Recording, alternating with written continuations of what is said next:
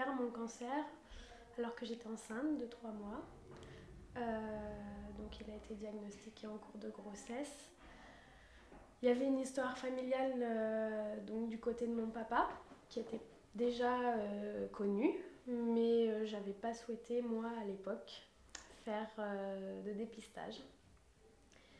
Donc je l'ai évidemment tout de suite signalé dès le diagnostic, puisqu'en fonction des résultats du dépistage, le protocole en fait, de prise en charge de la maladie pouvait être différent. Voilà. Le dépistage s'est fait donc tout de suite et il a été très rapide puisque donc, on connaissait déjà une mutation dans la famille. Voilà, donc j'ai pu faire la chimiothérapie pendant toute ma grossesse, ce qui est juste formidable.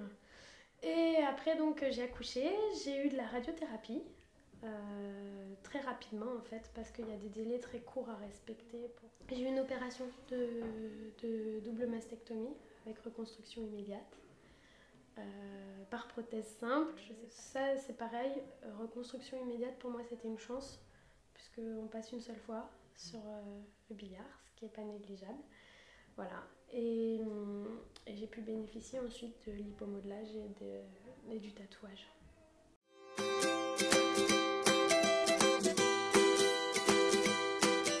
C'est une force parce que peut-être ça me donne une légitimité sur le droit d'en parler, le droit de montrer aussi aux jeunes que malheureusement ça n'arrive pas qu'aux autres. Et puis aussi parce que ça me déculpabilise un petit peu, j'avoue. On entend tellement parler de tous ces facteurs de risque du cancer que quand ça nous tombe dessus, on se pose la question qu'est-ce que j'ai fait moi pour que ça m'arrive. Là, je me dis bon, j'ai rien fait. C'est une mutation génétique. C'est pas de chance. Mais justement, il faut arriver à faire que cette expérience puisse servir à d'autres, puisse servir à la recherche, puisse servir à plein de choses. Donc voilà, l'idée c'est d'utiliser un peu ce qui nous arrive pour en faire quelque chose de positif. Voilà.